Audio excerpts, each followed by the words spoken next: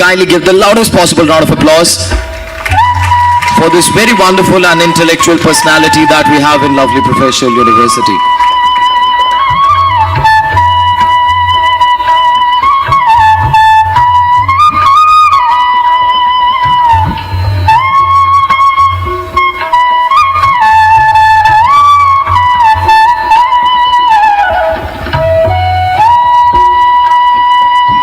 Thank you so very much to all the dignitaries. And after that, I would request Dr. Harpal Thetti sir, Senior Director and Head Division of Career Services, lovely Professional University, to kindly address the crowd.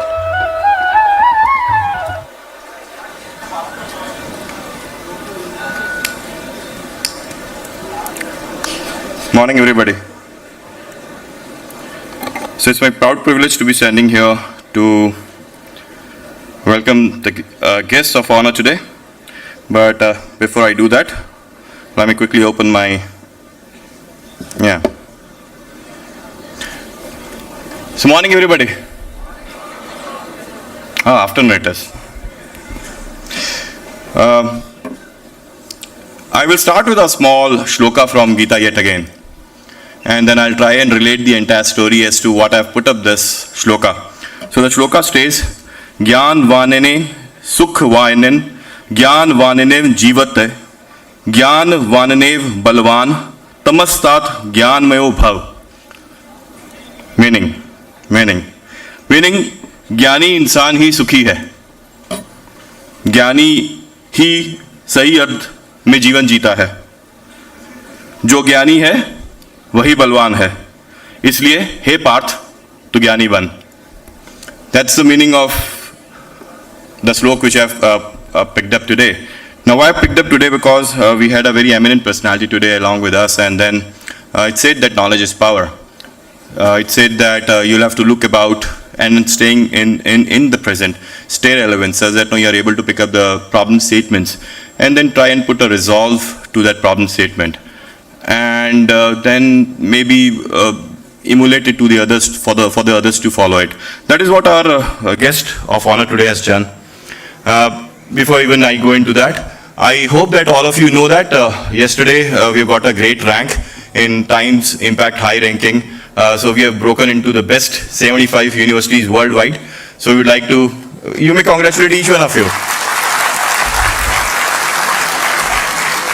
Why? Because this started with a dream almost 2 decades back with our Chancellor sir, where he dreamt of making a truly world-class university, where he wanted that this should be the next Takshilas of the world, where the students from far across should travel and do deliberation, then they make themselves pakka and do something meaningful. Sir, so we call all our students to be as virtuos. So simply meaning, we want all our students to be changed. Whom do you like? Yaar, maza aaya.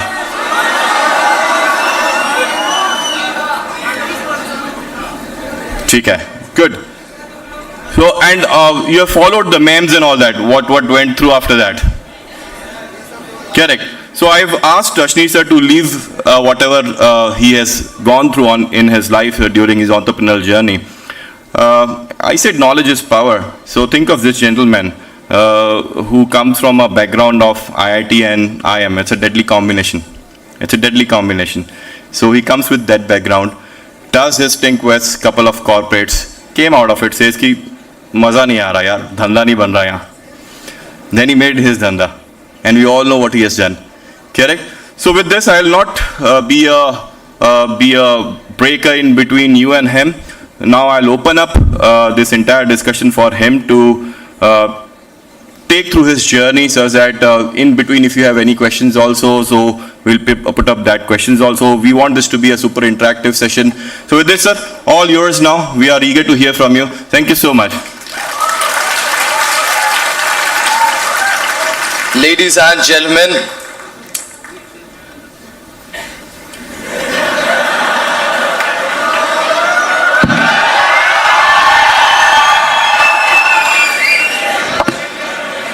alright, we are going to hear Mr. Ashni Grover in a very short period of time because we have one more thing left to do. And after that, we are going to hear our Professor and Senior Dean, Head Student Welfare Wing, lovely professional university, Dr. Saurabh Lakhanpal sir. But when, after his address, when I will shout shark, you all will shout? Exactly. But prior to that, I would request our Professor and Senior Dean, Head Student Welfare Wing, lovely professional university, Dr. Saurabh Lakhanpal sir, to kindly address the crowd and to kindly welcome Mr. Ashneer Grover. Off to you, sir. A very good afternoon to one and all present here. Our today's guest of the day, Ashneer Grover ji, thank you for being on our campus, and it's really exciting and enthusiastic that you are being on our campus and look into the energy of the students, feeling first time after 2.5 years of COVID. So I am also grateful to the Pro-Chancellor ma'am for being here on this event and all the dignitaries which are being present with us on this guest interaction for the purpose of entrepreneurship and startup ecosystem. To introduce the startup school at Lovely Professional University, I must share with you that we were fortunate enough that our startup school was inaugurated by then Finance Minister Shri Arun Jaitley ji. So he was on the campus, and look into the picture, then this is the auditorium where our startup school was introduced. But this startup school, generally what facilities we are providing to our students is like we have cohort meeting spaces available with us, we have incubation spaces available with us, we have co-working spaces available with us, where we try to build an ecosystem where you students generally get to or tend to know that how you can excel if you are going to or aspiring to be entrepreneur.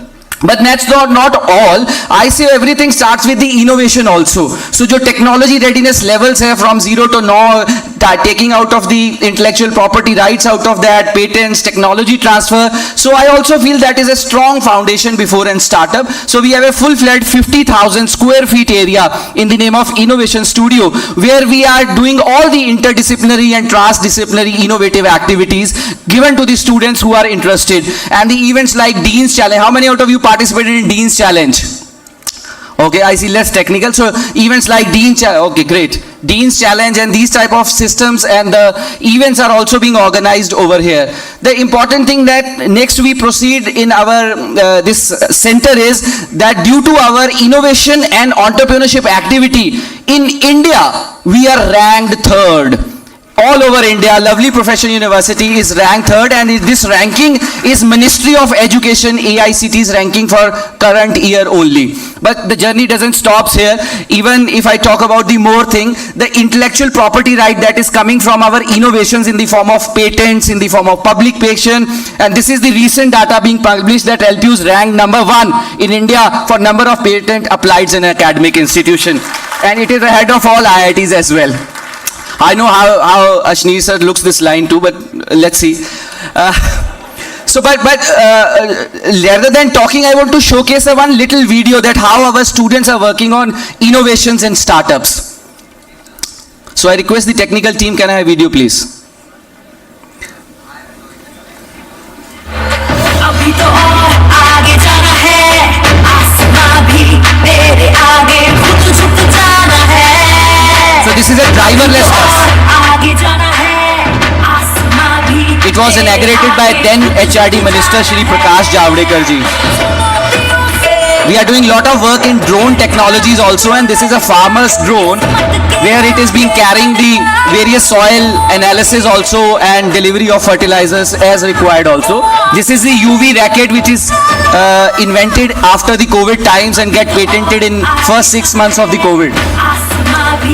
So we are all the Indian University who participated in Auto Expo with 24 cars, automobiles. And this is a 52 height metallic structure made by our mechanical engineer students and civil engineering and decorated in the plaza area. This is a previous photograph.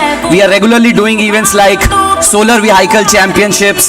We call it as future vehicles, go-karts, which are being also then efficient cycles. This is a human powered vehicle. We call it a FE cycle. These are our startups also registered in golden books of world record also. This is our travel business. African students are also doing startups with us. And this is our Space Debris startup which is also being in the campus. So dear students, that was a system related to startup, innovation and entrepreneurship on our campus, and hope the people like Ashneer Grover ji keep on coming to our campus and interacting with our students, so we build this ecosystem more. Thank you very much. Thank you so very much to our Professor and Senior Dean, Head Student Welfare Wing, lovely professional university, Dr. Saurabh Lakhanpal, sir. And now, everyone, the time has come. How many people over here are prepared to hear Mr. Ashneer Grover? I said, lovely professional university, are you ready to hear Mr. Ashneer Grover? All right, sir, the stage is all set, the stage is all yours, and please everyone, with the loudest possible round of applause and with the loudest possible noise, please welcome Mr. Ashneer Grover.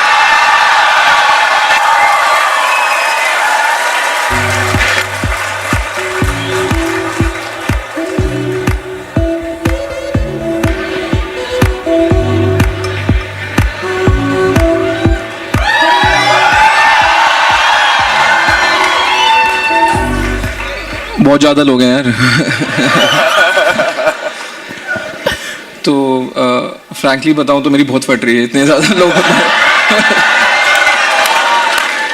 मेरे को नहीं पता कि इसके पहले तो मैंने कभी नहीं करा है इतने ज़्यादा लोगों को एड्रेस, इसके बाद भी अगर मैं नेता नहीं बना तो नहीं होने वाला तो it's a once in a life time experience.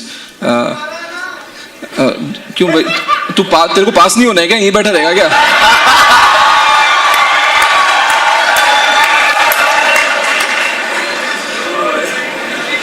तो यार मेरे को ना कई बारी कॉलेजेस में या कई जगह बुलाया जाता है, ठीक है, बोलते हैं कि आप थोड़ा इंस्पिरेशनल कुछ स्पीच दे दो, और मेरे को लगता है मैं क्या बोलूँ जाके, मतलब मैं ये सोच के तो कुछ भी नहीं करा था लाइफ में कि एक दिन स्पीच देनी पड़ेगी, राइट?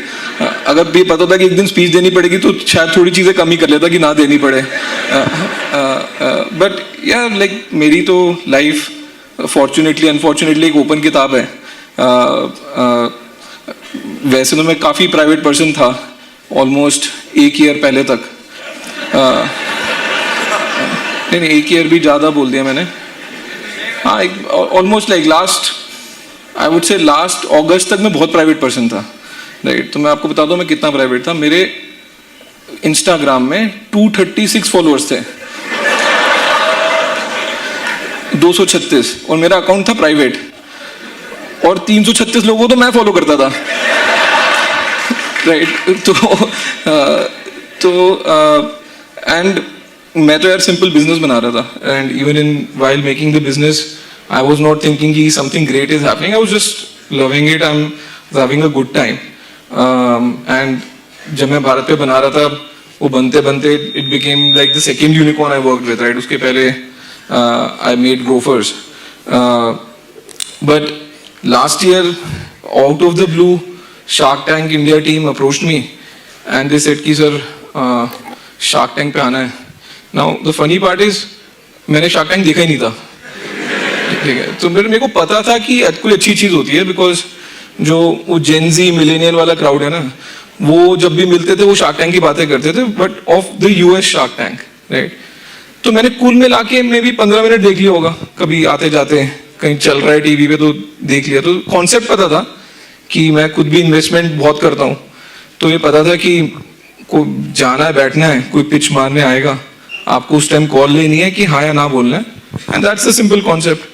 एंड बिकॉज मैं स्टार्टअप्स को लेके पैशनेट बहुत हूँ और इन्वेस्ट बहुत करता था, मेरे को लगा ठीक है it's made for me, it's like nothing out of the blue that I have to do, right? कोई मैं वहाँ पे जाके नाच गाना तो करना नहीं है जो मेरे को आता नहीं है, बट ये तो मैं कर ही लूँगा।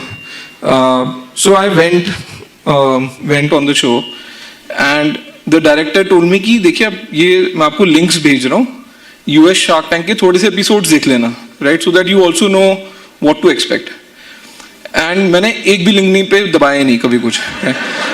मैंने बोला यार भाई मैं एक्टिंग करने थोड़ा हूँ यार यहाँ पे, कि पहले मैं कुछ देख लूँ, फिर मेरी एक्सपेक्टेशन होगी अच्छा ऐसे एक्ट करना होता है, फिर मैं अपने आप को मोल्ड करूँ मैं वैसे एक्ट कर रहा हूँ। मैंने बोला इतना टाइम नहीं है, जो होगा देखा जाएगा, करते हैं, right? So I went and did shoots. तो जब शूटिंग हुई तो डायरेक्टर की फट लिया, राइट? तो डायरेक्टर ने मेरे को आके बोला कि सर देखो ऐसा है कि आप चाहो तो हम थोड़ी एडिटिंग कर सकते हैं। तो मैंने बोला क्यों, क्या हो गया? कह रहा है कि नहीं आप ओके आप कुछ भी बोलते हो, राइट, एंड मैं कुछ भी डाल दूं टीवी पे।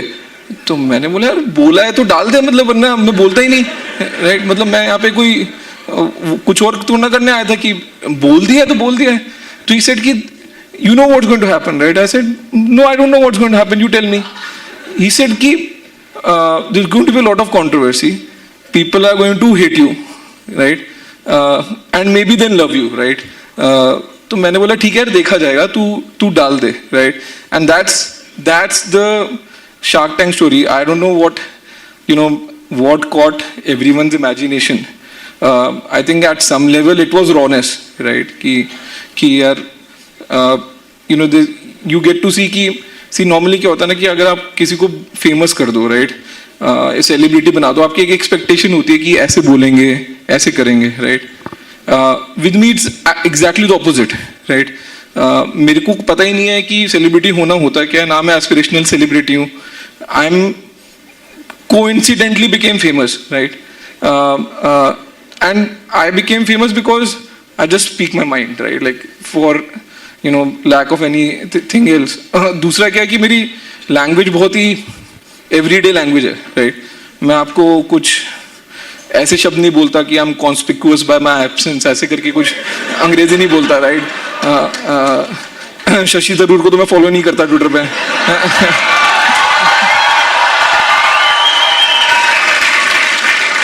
तो और जनरली ओवर टाइम ना मेरे को जो ज़्यादा लोग अंग्रेजी बोलते हैं ना उनसे घिन होने लगती है, राइट.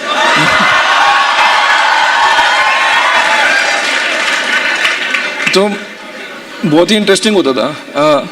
कई बार ना मैंने 1-1 घंटे की मीटिंग करी है और आधे घंटा बंदा कुछ अंग्रेजी बोलता था, मैं मजे लेने के लिए बात बोलता था, अच्छा हिंदी में बता. क्योंकि यार देखो लैंग्वेज तो जो आपकी लैंग्वेज है सो है, ठीक है. हमने इंग्लिश को एक एस्पिरेशनल चीज़ बना रखा है. हमको लगता है कि जितनी अच्छी अंग्रेजी बोलेगा उतना समझदार इंसान है, उतना रिफाइंड है, उतना एजुकेटेड है, राइट. बट ओवर टाइम मेरी लाइफ में लग रहा है कि मैंने सबसे ज़्यादा अंग्रेजी बोली होगी मे बी कॉलेज के टाइम कभी कूल बनने के लिए, राइट. बट उसके बाद से मेरे को ये था कि अगर खुद का बिजनेस करना है स्पेशली आपको, तो आपको हिंदी बोलनी पड़ेगी, ठीक है. क्योंकि इंग्लिश में तो आप कुछ भी झूठ बोल लो, मतलब तुम अपनी वाइफ को वो पूछ रही है कि how am I looking, right, तुम बोल दो या you could have looked better, right. मतलब पर एक्चुअली में तुम बोल रहे हो क्या पहना है भाई.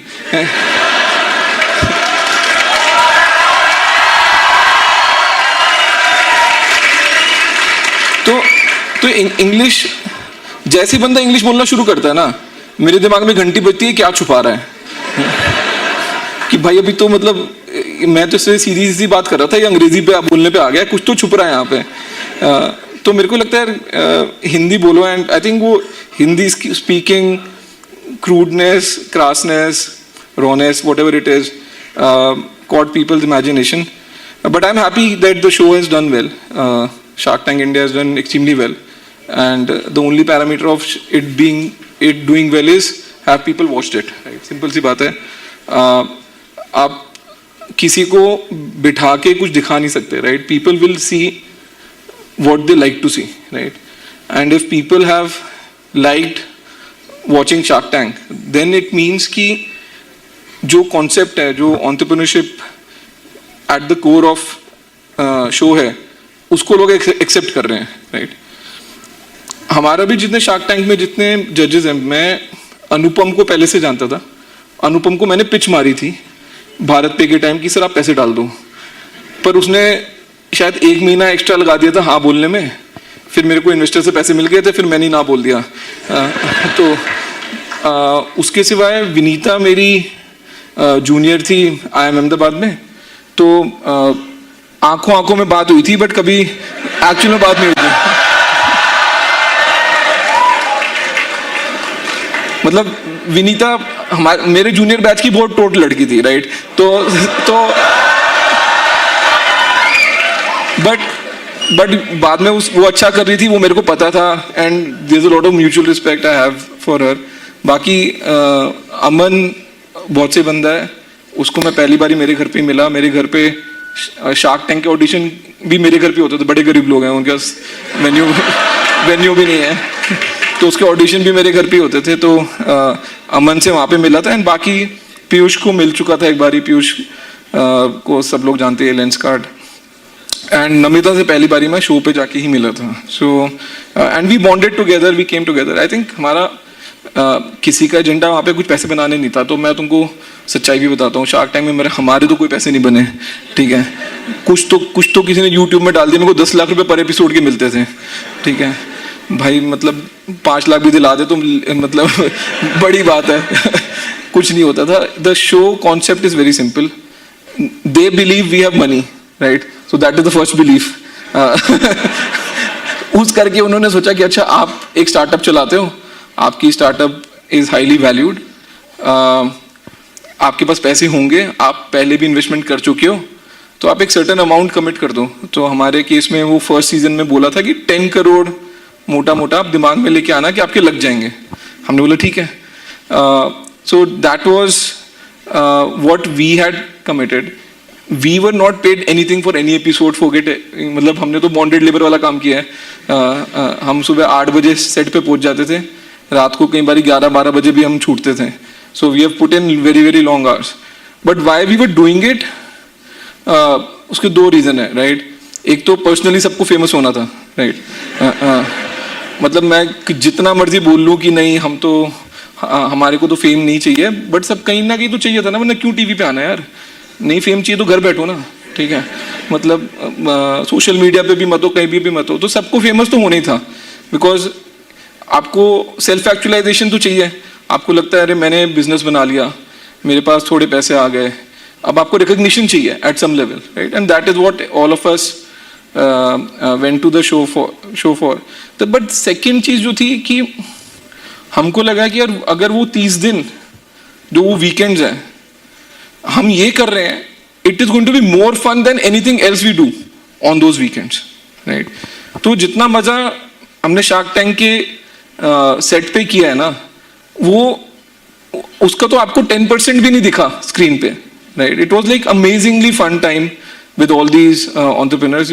आपको दूसरे से सीखने को भी मिलता है, आप उसके साथ हंसी मजाक भी कर सकते हो, you can let your hair down. So बहुत ही अच्छा एक्सपीरियंस था सबके लिए, राइट? एंड दूसरा third and distant region, right, जो लोग वैसे बोलेंगे पहला रीजन है जी मेरा, वॉज सेइंग कि ठीक है अगर इस प्रोसेस में एंटरप्रेन्योरशिप एक मेन स्ट्रीम डिस्कशन टॉपिक बन जाता है तो क्या बुरा है, राइट? लाइक अगर, क्योंकि हमारी खुद की प्रॉब्लम क्या होती है, अब मैं आपको बताऊं, मैंने अपने को फाउंडर को IIT से 3rd ईयर में ड्रॉप आउट करा दिया, ठीक है, और उसके साथ उसके विंग के 3 लड़के थे उनको भी ड्रॉप आउट करा दिया.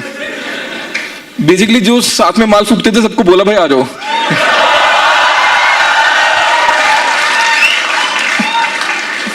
तो एंड अब आप ये सोचो कि IIT में घुसना इतना मुश्किल है, ठीक है, it's a low probability event कि आपने अपनी मरवाई 2 साल 4 साल, आप कुछ करके तो आप पहुंच गए, ठीक है, और अभी बच्चा बड़ी मुश्किल से डिग्री पूरी करने वाला है और 3रे साल में आके कोई बोलता भाई तू तो अब बाहर निकल रहे इससे. तो मतलब पेरेंट्स ने मेरे को भर भर के गालियां दी हैं. एक पेरेंट ने तो मेरे को फोन करके बोल दिया आपने मेरे बच्चे पे काला जादू किया है. तो द पॉइंट इज कि अगर मैं पीछे देखता हूँ, ठीक है, इन लोगों के लिए हजारों करोड़ रुपए की वैल्यू बन गई, right, after dropping out. But उस टाइम पे जब ड्रॉप आउट कराना था, राइट, या उसके बाद कोई हमको एज एन एम्प्लॉय भी ज्वाइन करता था, कहीं ना कहीं मेरे को ये लगता था कि जो स्टार्टअप में काम कर रहा है, चाहे वो फाउंडर है चाहे एम्प्लॉय है, उसकी एक और फाइट चल रही है लाइफ में. वो फाइट ये है कि उसकी फैमिली को लग रहा है कि ये बेवकूफी कर रहा है. ये फैक्ट है, ठीक है. तो वैसे ही रिस्क लेने वाले लोग कम है, राइट, और जो रिस्क ले भी रहा है उसको पीछे कोई पुल बैक कर रहा है, राइट? या उसके दिमाग में खुद से कहीं से गिल्ट आ रहा है, बिकॉज या तो उसके माँ बाप बोल रहे हैं यार ये क्या कर रहे हो तुम, या उनकी वाइफ बोल रही है कि तुम अच्छी खासी नौकरी छोड़ के किन लौंडे लपाटों के साथ क्या काम कर रहे हो। तो हमारे लिए ये था कि अगर हम मैं सेल्फिशली बोलूंगा कि अगर हम स्टार्टअप को मेन स्ट्रीम बना दें, राइट, तो एक तो माँ बाप को भी समझ आएगा कि हो क्या रहा है, राइट? बिकॉज आप मानो या ना मानो 5 साल पहले तक, चलो मेरे को तो ग्रेजुएट हुए भी 16 साल हो गए IIM से, बट उसके पहले की जो वर्किंग पॉपुलेशन है उनको नहीं समझ आता कि ये स्टार्टअप करियर ऑप्शन है। तो आपके पेरेंट के जनरेशन को तो समझ ही नहीं आएगा कि क्या कर रहे हैं, मतलब बोल रहे हैं कि ये साला नुकसान करने को धंधा बोलते हैं लोग, ठीक है, लॉस पे लॉस है, कर क्या रहे हैं, ठीक है, बस बड़े बड़े नंबर आ जाते हैं वैल्यूएशन के, ये कौन था भाई, हाँ तो वैल्यूएशन के नंबर बड़े बड़े आ रहे हैं पेपर में कि इतने $1 बिलियन उठा लिए, इतने $1 बिलियन की कंपनी हो गई, बट फंडामेंटली बिजनेस में लॉस हो रहा है। तो किस तरह से आप उन पेरेंट को कन्विंस करो कि नहीं, जो जिस पाथ पे जा रहे हैं, जिस स्टार्टअप के पाथ पे लोग जा रहे हैं, this is the real future, right? तो हमने तो इसलिए किया कि ठीक है करते हैं, एंड थैंकफुली वो मेन स्ट्रीम हो गया कि अब कॉन्वर्सेशन होती है, मतलब मेरे को पान वाले भी मिलते हैं, उन्होंने भी शार्क टैंक देखा हुआ है, ठीक है, बिकॉज फंडामेंटली हम एस्पिरेशनल कंट्री है ना यार, हमको डेवलप कंट्री तो है नहीं, सबको बेटर बनना है, सबको बड़ी गाड़ी चाहिए, सबको बड़ा घर चाहिए, राइट, सबको बैंक बैलेंस बनाना है, right? So everyone is looking up, ठीक है। हम यूएस जैसी पॉपुलेशन तो है नहीं, या यूरोप जैसी पॉपुलेशन तो है नहीं कि कुछ नहीं करना जी, मैं अपनी लाइफ में मीनिंग ढूंढ रहा हूँ, राइट? वो तो है नहीं यहाँ पे, हमको तो सबको कुछ करना है। तो उसमें अगर कि पॉजिटिव वेव की तरह Shark Tank came in, and I am very glad it became hit. As I said, I am inadvertent fallout बोलते हैं उसको, मतलब उम्मीद नहीं थी, ना ही इंटेंट थी कि you will get to be that known on the show, but वो हो गया, राइट? एंड उसका रीज़न ये भी है कि उसके बाद भी मेरी बहुत कंट्रोवर्सी हुई, राइट? मैं खुद अपनी कंपनी से लड़ा, अपने खुद इन्वेस्टर से लड़ा, then I left my own business which I started with a lot of pain. तो उसकी वजह से भी थोड़ा सा और ड्रामा चलता रहा, right, unfortunately, but all in all, I'm 39 and I had a very fun life, so open to any questions now. Yeah.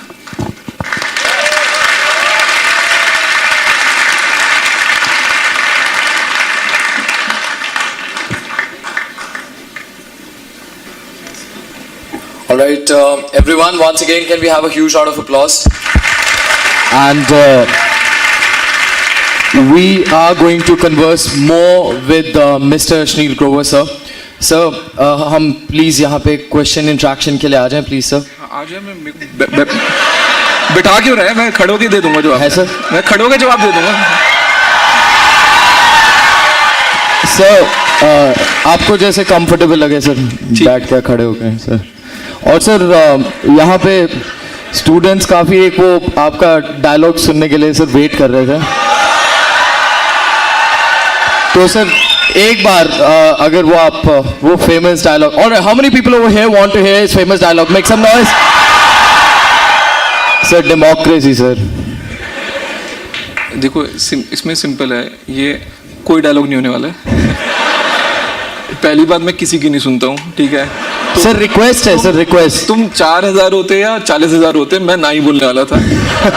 तो एक तो वो है, दूसरा सी जो डायलॉग है, आपको डायलॉग लग रहा है ना, वो नीदर द कंटेंट, ना उसकी डिलीवरी, ना कुछ, in nothing was scripted, right? हमको एक पीस ऑफ पेपर तक नहीं दिया जाता था कि क्या होने वाला है ऑन द शो। सो मैं जो बोलता हूँ वो मुद्दे पे बोलता हूँ। सामने एक डील है, कोई बेवकूफ़ी कर रहा है, उसको झाड़ना है, राइट? बट मैं वो सेम चीज़ डिलीवर कर ही नहीं सकता, बिकॉज भी मुद्दा ही नहीं है, राइट? सो मेरे को ये लगता है कि यार डायलॉग वायलॉग नहीं होने वाला. I am not an actor, right. I don't even aspire to be an actor, right. तो डायलॉग वायलॉग तो नहीं है, बट जो भी सवाल पूछोगे ना उसका बिल्कुल ट्रूथफुल जवाब दूंगा, ये मैं गारंटी देता हूँ. Thank you so very much sir. Sir यहाँ पे बहुत सारे स्टूडेंट्स के बहुत सारे क्वेश्चंस थे, तो हमने कुछ क्वेश्चंस को फिल्टर कर लिया. And the first question is sir कि तू अनफिल्टर्ड वाली लिस्ट ला. सर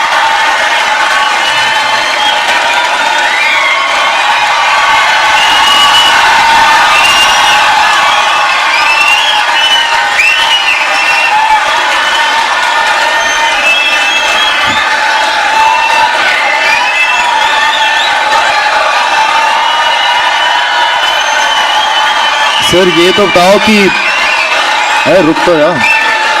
सर ये तो बताओ कि सर नहीं genuinely sir filtered unfiltered questions जो भी हो, we do not have a lot of time sir, minute to minute चल रहा है sir. First filtered unfiltered question जैसा भी सर आपको पसंद हो. सर फर्स्ट क्वेश्चन इज कि हम इंडिया से ब्रेन ड्रेन को कैसे स्टॉप कर सकते हैं. Like how can we stop the brain drain that has been happening in India. यार तो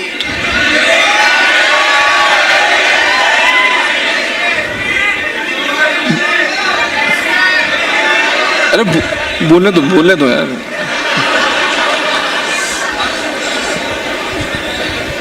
यार देख, मतलब तू पंजाब में पूछ के बैठ के बोल रहा है ब्रेन ड्रेन को कैसे सॉल्व करना है.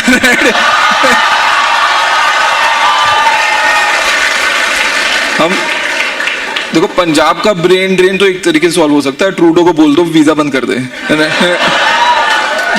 तो हो जाएगा. नहीं, ये मेरे को ये लगता है कि मार्केट है यार. अगर यूएस को स्मार्ट बंदे चाहिए और वो सैलरी इंडिया से ज़्यादा देगा, तो मैं क्यों रुकूंगा इंडिया में. सिंपल सी बात है, ठीक है. तो एंड ऑफ द डे कोई भी फ्लो सॉल्व होएगा मार्केट की फोर्सेस से, ठीक है. जहाँ डिमांड है वहाँ पे सिंक है, ठीक है. जहाँ सप्लाई है वहाँ से सप्लाई से सिंक में ही पानी जाना है, राइट. तो मेरे को तो ये लगता है कि स्पेशली लास्ट 3-4 साल तो थोड़ा सा रिवर्स ही रहा है, राइट. आप ये नहीं एक्सपेक्ट करते कि कर सकते कि जो यूएस चला गया बंदा वो वापस आ जाएगा, ठीक है. वो नहीं होने वाला है, बिकॉज वो एक लाइफस्टाइल को चूज करके गया है. अब वो उस लाइफस्टाइल का पार्ट बन गया है, उसके लिए वो रेलेवेंट है. बट क्या कम लोग यहाँ से यूएस जाके यहाँ पे जॉब ले रहे हैं and equally well paying, at least adjusted for exchange rate. मतलब can I live as well in India doing as meaningful work here as अगर मैं को फेसबुक में नौकरी लग जाए और मैं पॉलो ऑल्टो पहुँच जाऊँ. तो सिंपल क्वेश्चन वही है कि क्या इनफ जॉब्स क्रिएट हो रही हैं for people to get meaningful employed. अगर वो है तो ब्रेन ड्रेन कम हो जाएगा या नहीं होएगा. रिवर्स वाला कभी नहीं होने वाला, तो वो तो भूल ही जाओ. बट मेरे को ये लगता है कि एटलीस्ट पिछले 2-3 साल में तो काफ़ी जॉब्स क्रिएट हुए हैं. अब एक और मुद्दे की बात बताता हूँ. 130 करोड़ लोग हैं पूरे देश में. काम वाला बंदा ढूंढने जाओगे ना, 1.25 करोड़ में नहीं मिलेंगे. फैक्ट है. मैं आपको हर एक एंटरप्रेन्योर के अंदर का दर्द बता रहा हूँ. आप बोलो ना कि मेरे को ढंग के बंदे चाहिए जो प्रोफेशनली काम करे, तरीके से काम करे, मेरे विजन को समझे, और वो 1.25 करोड़ भी नहीं है. तो एक्चुअली अगर आप ढंग से काम करने वाले बंदे हो तो India is as good a market as any, ठीक है. तो 130 करोड़ लोगों से मत डरो. एक्चुअली तो ऑस्ट्रेलिया जितनी पॉपुलेशन है जो यहाँ पे एक्चुअली में काम कर रही है. बाकी तो ड्रीम 11 पे टीम सब बना लेते हैं. Thank you so very much sir. अब कुछ ऑडियंस से सवाल ले लेते हैं सर, क्वेश्चंस ले लेते हैं. क्वेश्चंस कोऑर्डिनेटर साहब, माइक कहाँ है? Alright, over there. Hello sir. Sir, how good is to have a IIT IIM brand for funding? अच्छा सवाल है यार ये. देख, IIT IIM का जो ब्रांड बना है ना, वो तो प्रीवियस बैचेस से बना है, ठीक है, कि 40-50 साल से ऐसे बैच निकल रहे हैं जिनके लोगों ने या तो किसी कंपनी में जाके कुछ मीनिंगफुल काम किया है या अपना कुछ बिजनेस शुरू करा है जिसकी मार्केट को वैल्यू है, राइट। तो मैं ये डिनाई नहीं करूंगा कि एक क्लब है, ठीक है, अगर तू बोलता है कि जी मैं IIT दिल्ली फलाने बैच से हूँ, VC का मेल का जवाब आना पक्का है, ठीक है, ऐसा नहीं हो सकता कि वो पास ऑन कर देगा, बट वो सोल क्राइटेरिया नहीं है और वो एक्सक्लूसिव क्राइटेरिया भी नहीं है। ऐसा नहीं है कि अगर तुम IIT से नहीं हो तो तुमको पैसे नहीं मिलेंगे, राइट। हाँ, अगर तुम IIT से हो तुम्हारे लिए आसान है, ये कोई डिनाइल नहीं है, बट बिजनेस तो मार्केट में बनना है ना यार, उठा लो जितने मर्जी पैसे उठा सकते हो, ठीक है। अब कल के दिन में आपने प्रोडक्ट नहीं बनाया, टीम नहीं बनाई, बिजनेस मार्केट में नहीं उतारा, उसकी एक्सेप्टेंस नहीं हुई, तो किसी को क्या पता है यार। मैं एक सिंपल चीज बोलता हूँ, बोर्ड का स्पीकर अमन गुप्ता ने बनाया या कोई IITian ने बनाया या कोई PhD ने बनाया, किसको फर्क पड़ रहा है? वो मार्केट में इसलिए चल रहा है बिकॉज कस्टमर को उसकी वैल्यू है, उस प्राइस पॉइंट की वैल्यू है, उसको प्रोडक्ट अच्छा लगता है, राइट। सो मेरे को लगता है कि एटलीस्ट एज स्टूडेंट्स आप अपने मन में ये कभी मत लेके चलो कि मैं IIT से नहीं हूं तो मेरे को डिसएडवांटेज है, क्योंकि अगर तुमने वो सोच लिया ना तो तुम अपने आप को वैसे ही एक पेडेस्टल नीचे रख रहे हो, राइट, इसका कोई मतलब ही नहीं है, राइट। दूसरी चीज मैं बता देता हूं, IIT में घने चूते होते हैं,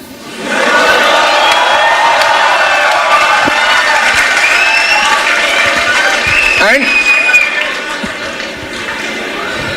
क्योंकि आप जो आपके दिमाग में एक IIT की इमेज है ना, वो ब्रेकआउट क्राउड है, ठीक है, कि 400 बच्चे आए थे, हर बैच में से 5-6 बच्चे शाइन कर गए, आपको वो दिखते हैं, वो फेमस हैं, वो टीवी पे हैं, उनका नाम आ रहा है, right. They enough people who do not do that well, right. But वही होता है ना कि फेलियर तो छुप जाता है और सक्सेस उबर के सामने आता है, तो उस करके ना लोगों को एक मिसकंसेप्शन है about IITs and IIMs, right. सिर्फ अगर डिग्री के पैसे खाने हैं ना कि कुछ नहीं आता, बट मेरा बॉस मेरे को नौकरी दे देगा बिकॉज मेरे को ना कैसे करेगा, मेरे पास तो IIT IIM की डिग्री है, right. The hiring decision itself is good, ठीक है, उसके बाद नहीं चला तो हम बोल देंगे ना ये बेवकूफ था, राइट।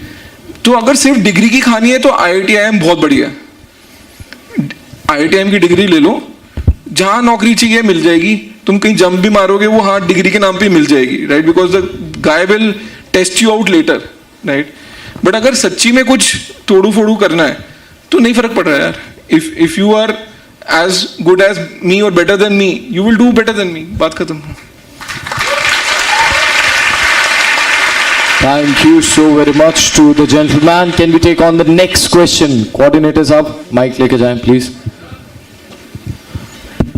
सर आपका क्या सजेशन या एडवाइस होगा for someone doing a startup from a Tier 3 city?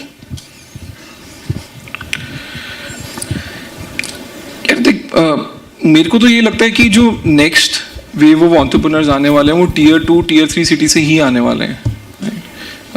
उसका रीजन ये है कि जो बड़े शहर है ना, दिल्ली, बॉम्बे, बैंगलोर, ये मोर एंड मोर ना डेवलप्ड कंट्रीज की तरह एक्ट करने लग गए हैं, ठीक है। उसका मतलब क्या है कि इन शहरों में पैसा डिस्प्रोपोर्शनेट आ गया है, वेलीपंती मारने की डिस्प्रोपोर्शनेट ऑप्शंस है, ठीक है, और लोगों में भूख कम हो गई है।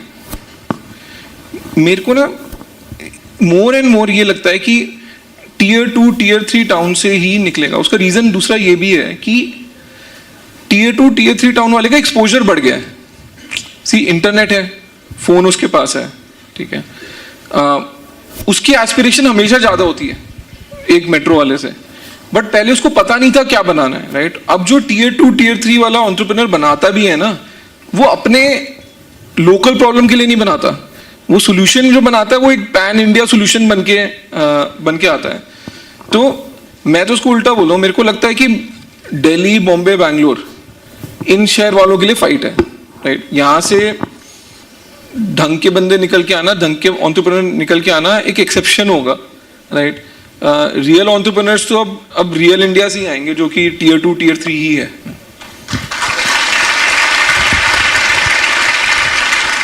Thank you so very much, sir. Can we have the next question? Who is the mic? All right. Sir, Good afternoon, sir. इधर को आ जाओ प्लीज आप।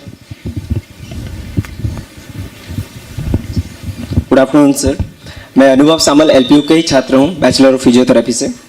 एक्चुअली सर मेरा ये क्वेश्चन था, स्टार्टअप इवैल्यूएशन जो होता है वो एक बबल है या फिर सच में भी होता है? गुड क्वेश्चन यार। तो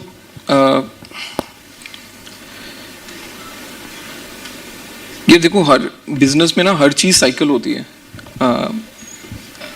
बिजनेस में पहले एक बुल साइकिल आती है, जब सब कुछ अच्छा लग रहा होता है, सब कुछ बढ़ रहा होता है, वैल्यूएशंस बढ़ रही होती हैं। एंड बाद में एक साइकिल आती है जब नीचे जा रहा होता है, जिसको हम बेयर साइकिल बोलते हैं, कि सेम बिजनेस है बट उसको वैल्यूएशन कम मिल रही है पिछली साइकिल से। तो ये कोई डिनायल नहीं है कि पिछले जो 3 साल चल रही थी वो एक बुल साइकिल थी, राइट।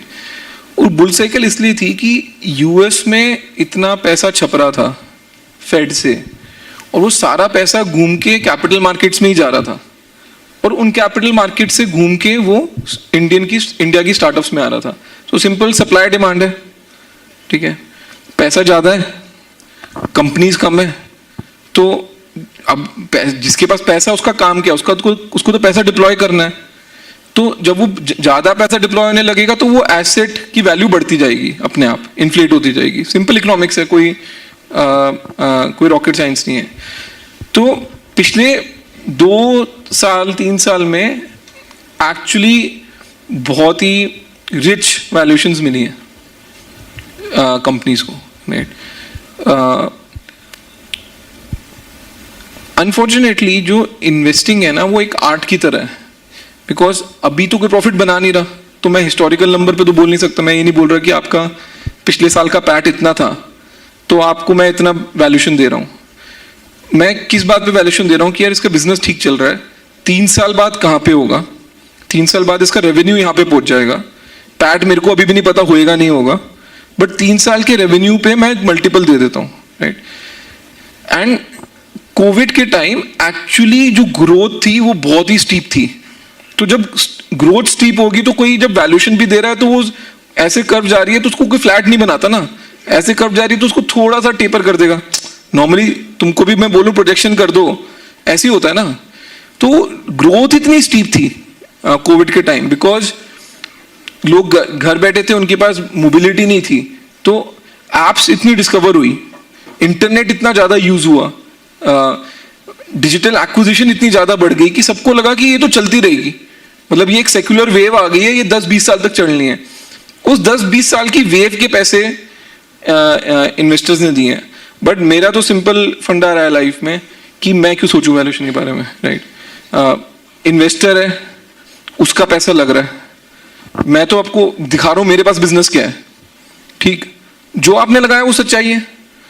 अब आप बोलोगे कि ज्यादा है कम है, मैंने तो लगाई नहीं वैल्यूएशन, ठीक है। मैं तो जब पैसा भी रेस करने जाता था मैं तो खुद की वैल्यूएशन नंबर लेके नहीं जाता था, मैं तो बोलता था मेरे को 100 मिलियन उठाने हैं, $250 मिलियन उठाने हैं, आप बताइए आप किस वैल्यूएशन पे पैसे देंगे, right. So don't think about it too much. दुनिया में बहुत वेला पैसा है, एंड फिरंगियों के पास तो बहुत ज्यादा वेला पैसा है, and we deserve to take it right now.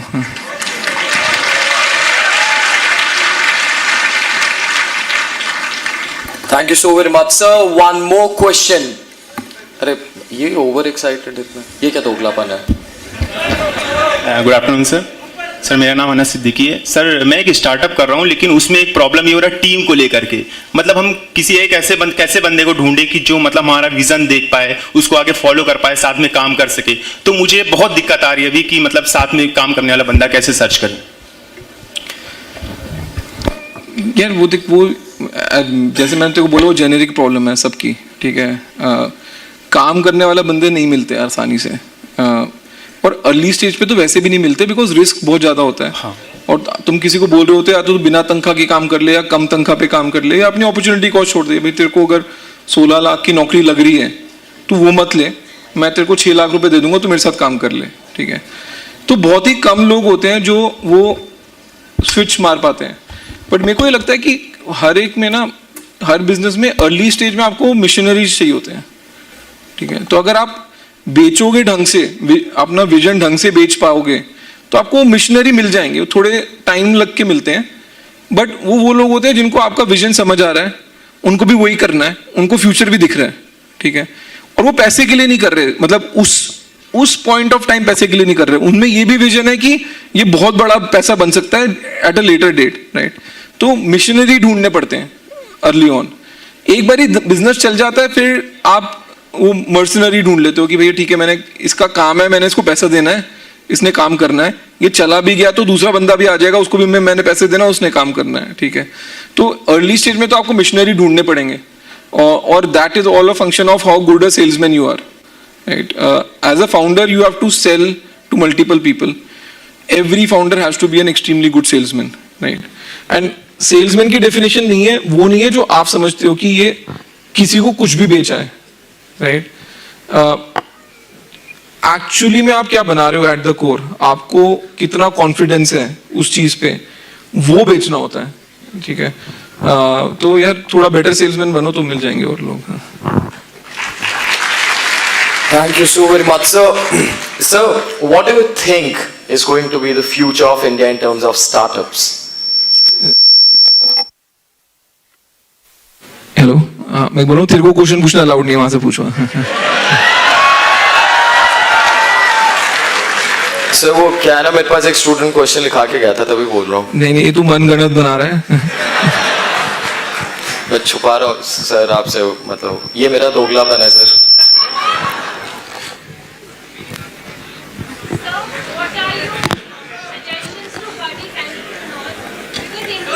एक सेकंड माइक ले लो, मुझको सुनाई नहीं दे रहा है।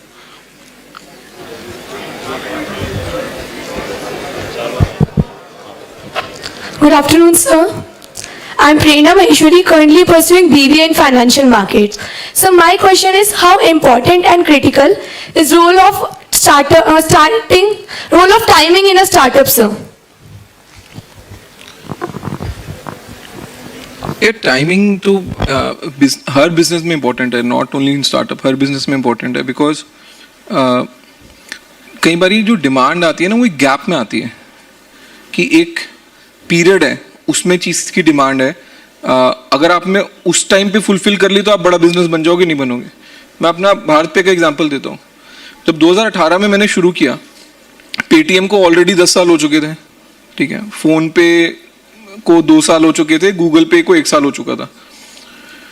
बट मैं मार्केट में क्या देख रहा था कि ये ना सब लोग दुकानदार से जाके 2% मांग रहे हैं अभी भी, कि आप हमारी QR पे पेमेंट एक्सेप्ट कराओ, आपसे 2%। और सबके QR इंटरऑपरेबल थे, ठीक है। उस एक QR पे सबसे पेमेंट हो सकती थी, बट ब्रांडिंग सिर्फ अपनी कर रहे थे, तो सेल्फिश होके बिजनेस कर रहे थे। और मेरे को उस टाइम पे ये चमक गया कि क्योंकि UPI बड़ा होता रहेगा and UPI transaction will become dominant, UPI पे एक्सेप्टेंस फ्री हो जाएगी एक टाइम पे। तो मैंने क्या किया, मैंने पहले 6 महीने दुकानदार को बोला, आपसे मैं 1 पैसा नहीं लूंगा, जितनी पेमेंट एक्सेप्ट करनी है करो। मजे की बात, मेरे को पैसा लगता था। तो उस टाइम पे मेरे को 0.3% के करीब अपनी जेब से बैंक को देना पड़ता था कि दुकानदार पेमेंट एक्सेप्ट कर रहा है, उससे तो मैंने कुछ लिया नहीं, अपनी जेब से मैं दे रहा हूं, ठीक है। तो पहले 3 महीने मेरे को कंपटीशन बहुत गाली देती थी कि तू क्या कर रहा है, तू सबकी मार्केट खराब कर रहा है, राइट। बट उस 6 महीने में मैंने इतनी मार्केट खींची, बिकॉज सिंपल सी बात है, मैं दुकानदारों में बैठा हूं, एक कागज का टुकड़ा लगा है, एक में मेरे 2% कट के आएंगे, एक में मेरे बिना कुछ कटे आएगा, तो बिना कुछ कटे वाले में लूंगा, ठीक है। तो उस करके मैंने डिस्प्रपोर्शनेट मार्केट शेयर गेन करा।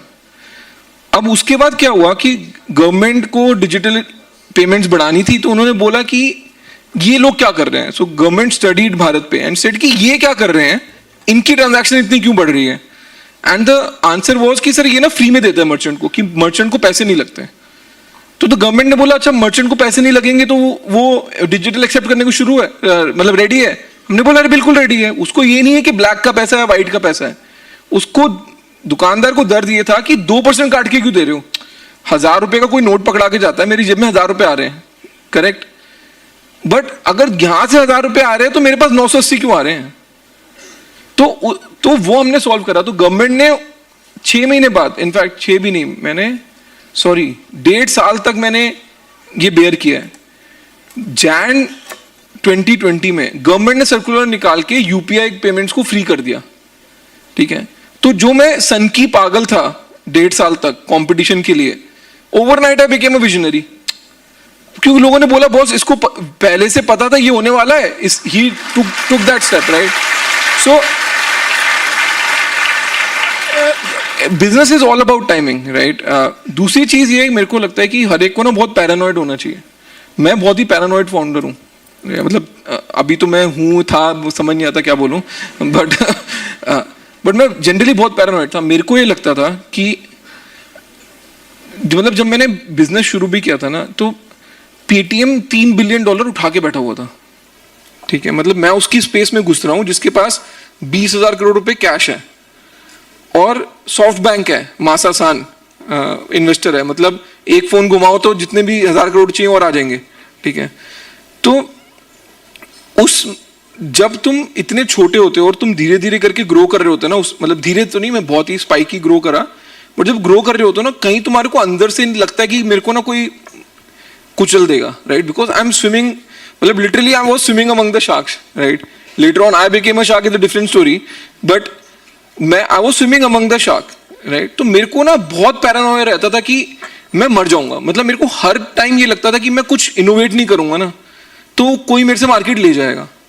तो मैं एक पैरानोया के हाई पे था, मेरे को हर 6 महीने एक नया प्रोडक्ट उतारना था मार्केट में, right.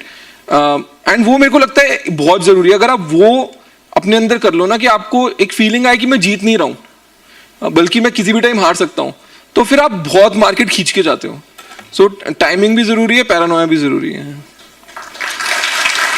Thank you. Can we please take on the next question. एक सेकंड, एक करके माइक आपके पास आएगा, प्लीज कृपया करके कोऑर्डिनेटर साहब आपके पास माइक लाएंगे। हाँ जी sir, I just wanted to ask you a question. There is a thing called, sir it's me here this side, मैं यहाँ पे। अच्छा हाँ जी, good afternoon. I am a faculty here and I am in the head of the department for counseling. Just wanted to ask you a question. How good is this slogan saying dream with your eyes open, and what is the kind of mindset that an entrepreneur should actually develop, sir? See, dream with your eyes open तो कैसे करते हैं मेरे को नहीं पता। मतलब सोऊंगा नहीं तो ड्रीम कहाँ से आएगी। बट सी, मेरे को एंटरप्रेन्योर का सिर्फ एक माइंडसेट चाहिए, एग्जीक्यूशन, राइट। बहुत सारे लोगों को ना ये लगता है कि अरे मेरे पास बहुत बढ़िया आइडिया है। कई लोग मेरे को इनफैक्ट बड़ी इंटरेस्टिंग मेल लिखते हैं। लोग लिखते हैं कि सर मेरे पास लाइफ चेंजिंग आइडिया है, ठीक है, कुछ आर्बिट नंबर डाल देंगे, कुछ 1000 लाख करोड़ का आइडिया है, और मैं आपको ही सुनाऊंगा, बिकॉज अगर किसी और ने सुन लिया पहले तो वो बना देगा, राइट। एंड मेरे को लगता है क्या फुद्दू इंसान है यार ये। मतलब आइडिया की कोई वैल्यू नहीं है। एज अ फाउंडर अगर आपको लग रहा है ना कि आपके दिमाग में कुछ तोड़ू फोड़ू चीज आ गई है, उसकी जीरो वैल्यू है। आइडिया मतलब चावड़ी बाजार में 2 रुपए किलो बिकते हैं, सच्ची बता रहा हूँ। हिंदुस्तान में 130 करोड़ लोग हैं, लोगों के पास आइडिया के सिवाय कुछ है ही नहीं, ठीक है। तो गेम एंटरप्रेन्योर की एग्जीक्यूशन की है, राइट। आपने सोचा, किसी और ने सोचा, आपकी झोली में गिर गया, कुछ फर्क नहीं पड़ रहा कहां से आइडिया आया, आपने उस आइडिया पे एग्जीक्यूशन क्या करी, बनाया क्या, is the differentiator, right. So over index on execution. Thank you so very much. Can we please take on the next question. यार एक पीछे वालों से पूछ ले यार, सर बैक बेंच चलो सर, माइक होना चाहिए sir. Hello sir, I am in the centre with the back. वो खड़ा उससे पूछ ले, अब वो माइक सर। Hello sir. नहीं वो तेज बोलेगा, बोल सर, आप चिल्ला के बोल दो। I want to pitch. तू बैठ जा.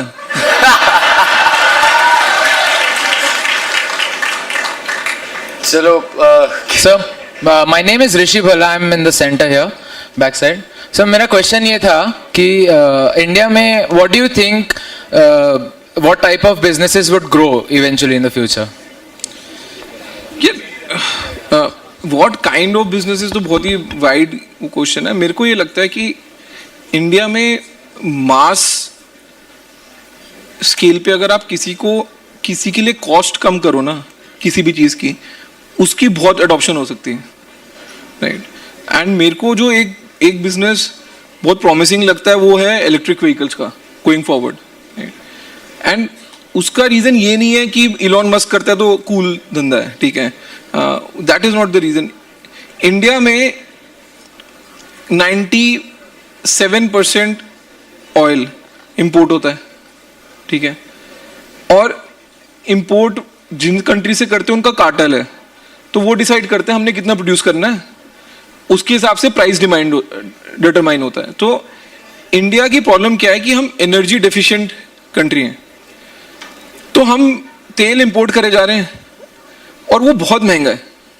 आज की डेट में इंडिया में fuel is probably one of the most expensive fuels in the world, ठीक है. क्योंकि एक तो वैसे तेल महंगा है, ऊपर से गवर्नमेंट ने उसके ऊपर इतने टैक्स लगा रखे हैं अपनी झोली भरने के लिए भी, ठीक है. तो मेरे को ये लगता है कि अगर आपकी मोबिलिटी ही इतनी एक्सपेंसिव हो रही है तो उसके बाद कुछ भी चीज़ कॉस्ट एफिशिएंटली नहीं हो सकती है, ठीक है. मैं आपको एक सिंपल एग्जांपल देता हूँ. जोमैटो डिलीवरी करता है, ठीक है. जोमैटो का मॉडल क्या है कि मेरा एवरेज ऑर्डर आता है जी 300-400 रुपये का. मैं रेस्टोरेंट वाले से कमीशन लेता हूँ.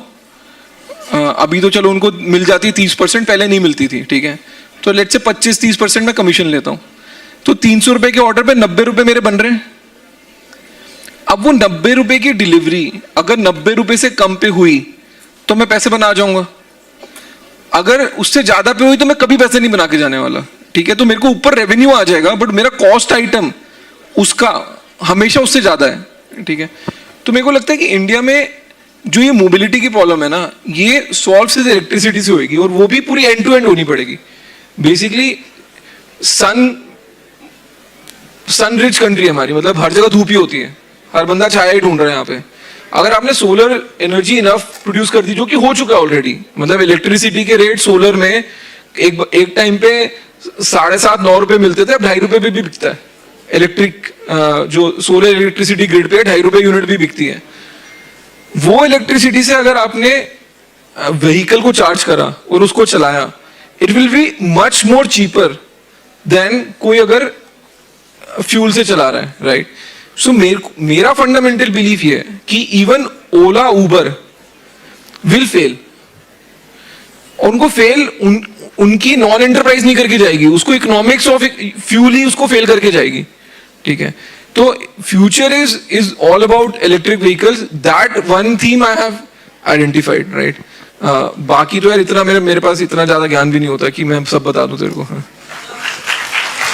Alright, can you please take on the next question? यार एक काम करते हैं, हम लास्ट 5 क्वेश्चन करते हैं. चलो, तो अब इंटरेस्टिंग वाले क्वेश्चन चाहिए मेरे को, ये फुद्दू वाले क्वेश्चन नहीं चाहिए. Good afternoon sir. Hello sir, good afternoon sir. इधर राइट साइड, राइट आपका लेफ्ट. हाँ ठीक है सर. आप इंट्यूशन के बेसिस पे करते हो काम. और सर दूसरा क्वेश्चन कि आप मतलब जैसे सरोजनी नगर मार्केट है, नेहरू प्लेस मार्केट है, इन सब के बारे में मतलब इनका फ्यूचर क्या है, और मतलब कैसे एनालाइज करते हो जब आप मतलब घूमते हो इन सब जगह पे. यार देख, इंट्यूशन के बेसिस पे तो हर कोई काम करता है. तो मेरे को ये लगता है इंट्यूशन जो है ना, वो कोई गलत चीज़ नहीं है, ठीक है. इट इज़ जस्ट दैट हमने उसको बोल दिया कि पता नहीं तेरे अंदर से आवाज़ आ रही है बट तू लॉजिक को बता नहीं पा रहा. एक्चुअली इंट्यूशन होती क्या है, आपके दिमाग ने कोई चीज़ को प्रोसेस करी over long period of time, and आपकी बॉडी एक रिएक्ट कर रही है इन अ वे जो आपको बता रही है कि आप एक चीज़ करो, दूसरी चीज़ मत करो. That is what intuition is, right. But intuition के पीछे भी बहुत डेटा प्रोसेसिंग होती है दिमाग में, ठीक है. तो हर कोई बंदा इंट्यूशन से काम करता है. इंट्यूशन से काम करने का मतलब ये नहीं है कि आप डेटा को देखो ही मत, right? Your intuition will become even sharper जितना आप डेटा देखोगे. तो डेटा इज पैरामाउंट. बिना डेटा के मैं कोई डिसीजन नहीं ले सकता. डेटा को प्रोसेस करने के बाद मेरी इंट्यूशन है कि क्या चलेगा क्या नहीं चलेगा.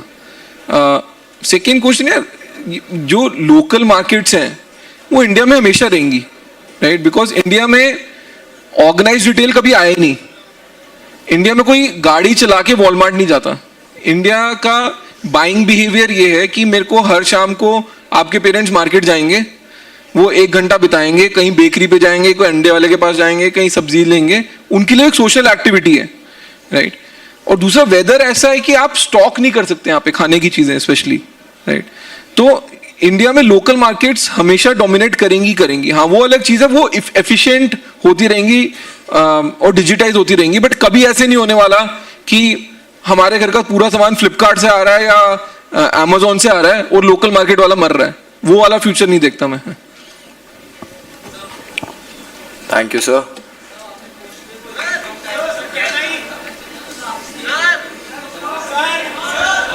हेलो हेलो आ रहे हैं सर इधर.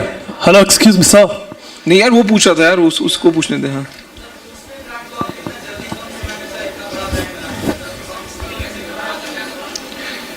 यार देख, मेरे को ना मार्केटिंग में बहुत मजा आता है, राइट? मतलब मैं लोगों को लगता है कि मैं बहुत टेक्निकल फाइनेंशियल डोमेन का बंदा हूँ, क्योंकि मैंने IIM में फाइनेंस मेजर किया था और IIT से हूँ. बट मेरी जो कोर स्किल है ना, वो मार्केटिंग में बहुत सॉलिड है, राइट? अब मैं तेरे को बात बताता हूँ. मैंने 2019 में सलमान खान को ब्रांड एम्बेसडर लिया, ठीक है? कोई सोच भी नहीं सकता था. मतलब मेरे पास बैंक में 100 करोड़ रुपए पड़े थे जिससे मेरे को पूरा बिजनेस बनाना था. और मेरे को ये पता था कि यार कोई भी बिजनेस बनाना है ना, मेरा जो भी पैसे के लेन देन का बिजनेस होता है वो बिजनेस ऑफ ट्रस्ट होता है. कि अगर मैं आप पे ट्रस्ट करता हूं तो मैं बिजनेस चलेगा, ट्रस्ट नहीं करता हूं तो एक पैसे का लेन देन नहीं होने वाला. अब मैं छोटी कंपनी था, मेरे को ओवरनाइट ट्रस्ट जनरेट करना था. तो मेरे को ये लगा कि मैं सलमान खान को ब्रांड एम्बेसडर लेता हूं, ठीक है? तो अब सलमान की टीम को अप्रोच करा, ठीक है? वो बोल रहे जी 7.5 करोड़ रुपए लगेंगे, राइट? तो मैं कैलकुलेशन कर रहा हूँ, 100 करोड़ पड़े हैं, 7.5 इसको दूंगा, 1-2 करोड़ की ऐड बनेगी, फिर चलानी भी तो है टीवी पे. तो नॉर्मली क्या होता है, जितने का आपने खर्चा ऐड करने में बनाने में क्या होता है, उससे 2-3 गुना तो आप करते ही हो. तो मेरे को लगा 20 करोड़ का पंगा है, ठीक है? और 100 करोड़ मेरी जेब में पड़े. मेरे नेक्स्ट राउंड होगा नहीं होगा मेरे को नहीं पता, बट मैंने वो लिया पंगा, राइट? एंड मांडवाली कर लो ना यार. मैंने सलमान खान को बोला कम कर दे भाई, तो वो 4.5 में मान गया, राइट? तो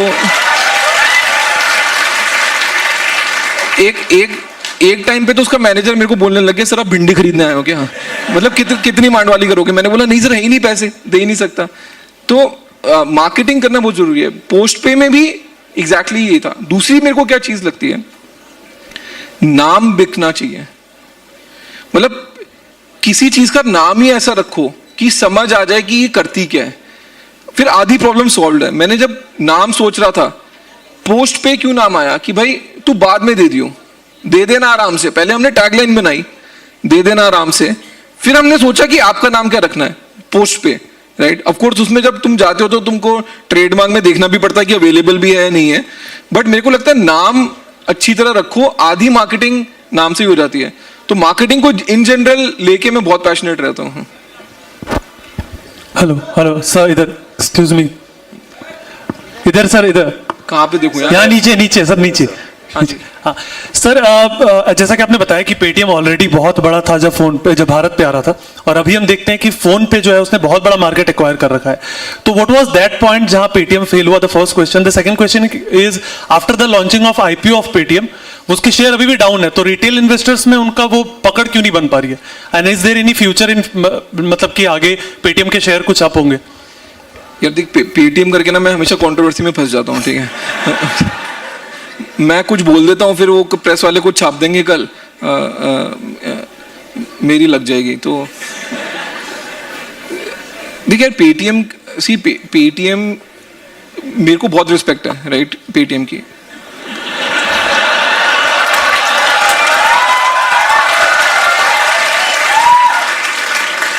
भाई तुम जितनी मर्जी ताली बजा लो, मेरी रिस्पेक्ट कम नहीं हो रही है। मेरे को जेन्युइनली बहुत रिस्पेक्ट है। विजय शेखर शर्मा के साथ मैंने बहुत टाइम बिताया है। एक टाइम पे जब मैं एमएक्स पे था, विजय, हाँ अब आ रही है आवाज? एक टाइम पे जब मैं एमएक्स में था तो विजय शेखर शर्मा मेरे को पिच करने आया था कि एमएक्स पेटीएम में पैसे इन्वेस्ट कर दे, राइट। मैं तो उसको तब से जानता हूँ बहुत। विजय शेखर शर्मा एक, मैं उसको बोलता हूँ एक फोर्स ऑफ नेचर है वो, मतलब उसमें है, लड़के में बात है कि वो कुछ चीज ठानता है तो करता है, ठीक है, और जिद्दी लड़का है मेरी तरह ही। तो उसने पेटीएम जो बनाया, उसने हमको सिखाया कि क्यूआर स्कैन कैसे होता है। एक्चुअली क्यूआर अगर आप देखो, हिंदुस्तान ही एक ऐसी जगह है जहां क्यूआर प्रीडोमिनेंटली पेमेंट्स के लिए स्कैन होता है। दुनिया में कहीं पे भी क्यूआर पेमेंट्स के लिए स्कैन नहीं होता। वो इसलिए स्कैन किया जाता है कि मेरे को ये एक पर्टिकुलर आईपी एड्रेस पे ले जाएगा, ठीक है।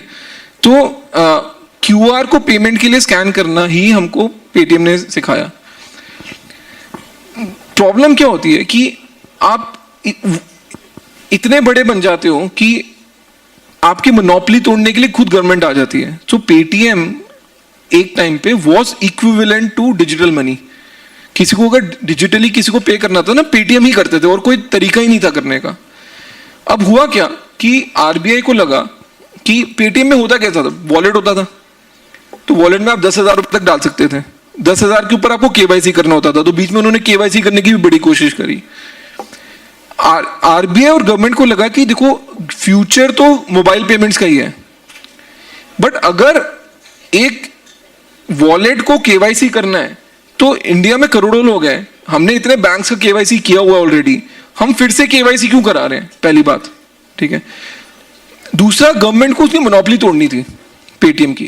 कोई आपको ये खुले में नहीं बताएगा, but the underlying thing was government एक चीज को मोनोपोलाइज नहीं करना दे सकती थी, जो कि पैसा है, ठीक है। और वो गवर्नमेंट को दिख गया था मोनोपोलाइज हो गई है जब उन्होंने डिमोनेटाइजेशन की थी।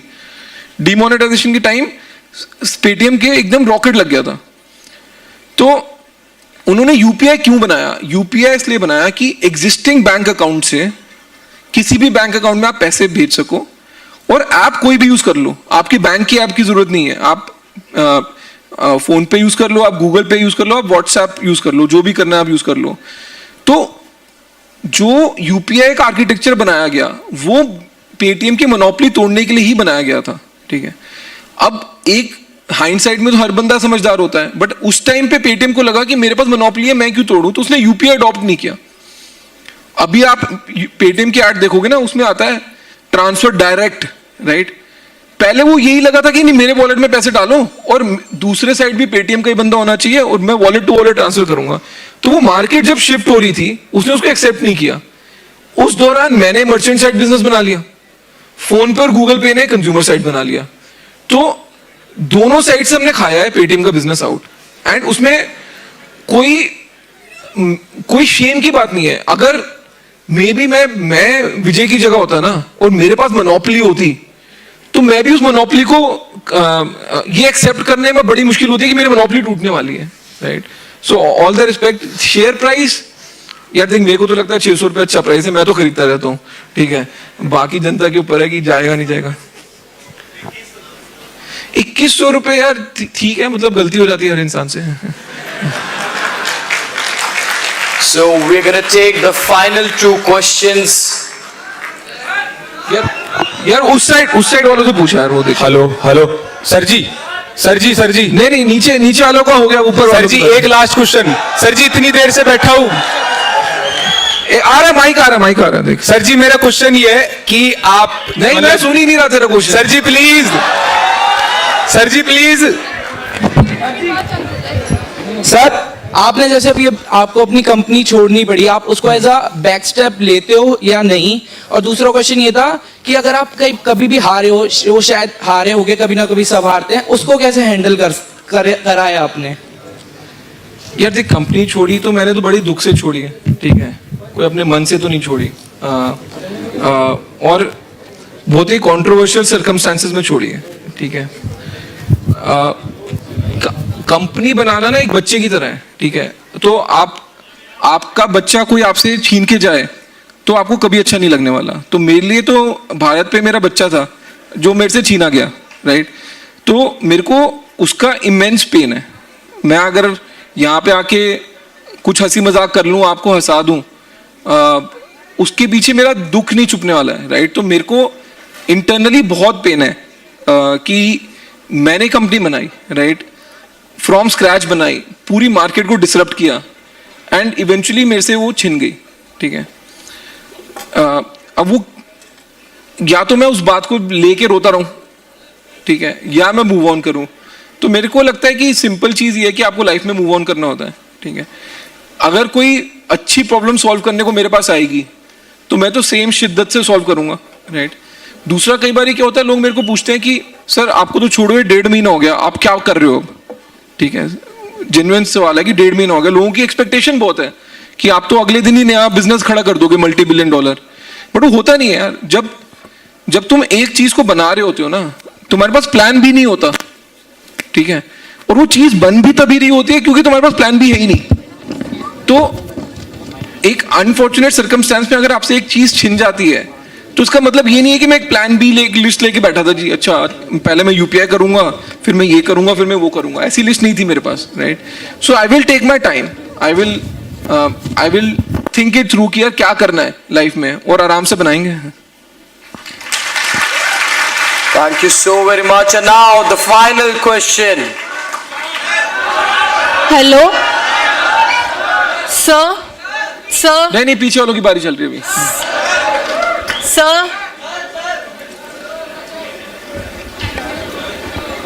क्या हुआ? नहीं, वो माइक ऑन कर रही है यार। चलो हो गया।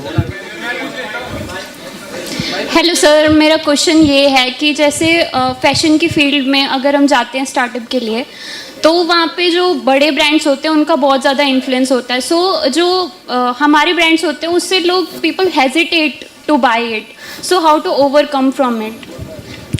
क्या देखिए, ये जो क्वेश्चन है ना, ये तो हर एक के लिए रिलेवेंट है, राइट? मैं फैशन में भी आपको एग्जांपल दे देता हूँ। फैशन में एक कंपनी है जिसमें मैंने इन्वेस्ट किया है, उसका नाम है परनिया पॉपअप शॉप, ठीक है? वो क्या करती है, वो हाई एंड फैशन ऑनलाइन बेचते हैं, ठीक है? अब उस बंदे ने की अगर तुम स्टोरी देखोगे ना, तुमको लगेगा यार छोटा तो कुछ होता ही नहीं है। एक लेडी थी परनिया कुरैशी, उसने बनाया परनिया पॉपअप शॉप, फिर कुछ उसकी फैमिली में प्रॉब्लम हो गई तो उसको बेचना पड़ा। वो परनिया पॉपअप शॉप जो ब्रांड था, इस बंदे ने 1.5 करोड़ रुपए में खरीदा था, ठीक है? और उसने क्या किया कि उसको समझ आ गया कि इसके यहाँ पे लोग इसके नाम से आके साड़ी, लहंगे या सूट कुछ भी खरीदते हैं, हाई एंड फैशन। उसने उसी प्लेटफॉर्म में और डिजाइनर्स को ऐड करना शुरू कर दिया, ठीक है? और सबको बेचना है, बिजनेस ज्यादा सबको चाहिए, एक एक करके उसका बिजनेस ग्रो होता रहा। आज की रेट में वो महीने, साल का मेरे ख्याल से 500 करोड़ रुपए का बिजनेस करता है from that platform. So start तो आप हमेशा छोटे से ही करोगे, right?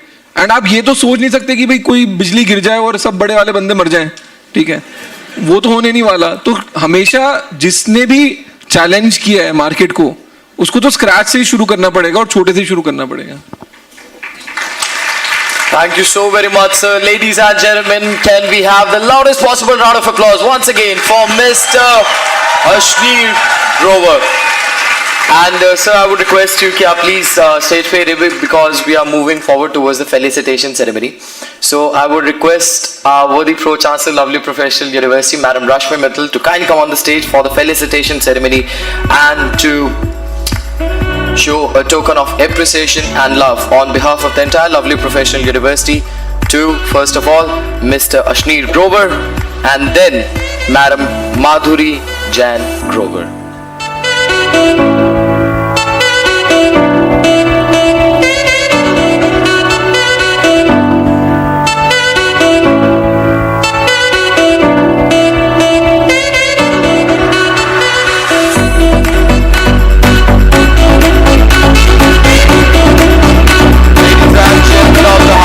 Can we have a colossal round of applause once again for Mr. Ashneer Grover?